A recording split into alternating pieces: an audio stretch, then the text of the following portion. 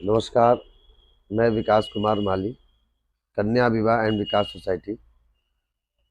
आप तमाम दर्शकों से एवं मीडिया बंधुओं से आग्रह करना चाहता हूं कि किसी भी तरह का अफवाह या गलत मैसेज संस्थान के बारे में न दें।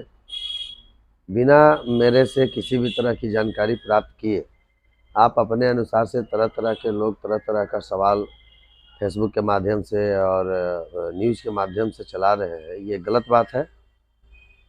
अगर आप लोगों को लगता है कि यह सामूहिक विवाह का आयोजन करके अगर मैं गलत किया हूं, तो आप लोग पर्सनली मेरे से आके बात पूछें या मेरे से कोई जवाब लें। मैं जवाब देने के लिए तैयार हूँ, चाहे वो लिखित हो चाहे मौखिक हो। लेकिन अब बताइए, सामूहिक विवाह हुआ, विदाई के समय सारे लोग विदाई होने के भीड़ में समझ सकते हैं। अब उसमें क्या किए, बहुत सारे लोग अपना कोई गोदरेज लेके भाग रहा है, कोई पलंग लेके भाग रहा है, उसका पावा वो ले गया, उसका पार्टी ये ले गया। अब सबको सामान एकत्रित करके एक जैसा देना था, और जिसका सामान अगर कोई चोरी करके भाग गया या पलंग का कोई पार्टी लेके भाग गया, तो उसमें हम लोग की क्या गलती है। उसके बावजूद भी जितने लोगों को हम लोगों ने सामान उस दिन में रोका, शाम तक दे के विदा किया।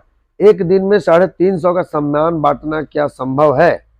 वो भी एक आइटम नहीं है, कम से कम 10-15 आइटम है एक लड़की को, और वो भी बड़ा बड़ा आइटम है, पलंग है, गोदरेज है। पलंग में प्लाई सेट करना पड़ता है, उसका पावा पार्टी का नट बोल्ट सब देखना पड़ता है। उसके बावजूद भी हम लोगों ने 40 सामान उस दिन बांटा, 70 सामान हम लोगों ने कल भेजा।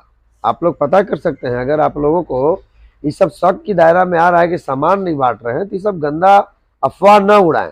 अफवाह उड़ानी होगी तो हफ्ता दिन 10 दिन का टाइम है, उसके बाद आप लोग जांच कीजिए ना। हम तो सभी पदाधिकारी के यहाँ भी दिए हुए हैं उसका एक कॉपी है कि इतना संख्या में हमारा रजिस्ट्रेशन हुआ है लड़कियों का, जिसमें मैंने बाल विवाह के रूप में इतना छांटा है, दूसरा विवाह के रूप में भी कुछ कुछ लोग छटाए हैं, कुछ लोग लहंगा और शेरवानी खोल के भी भागे हैं।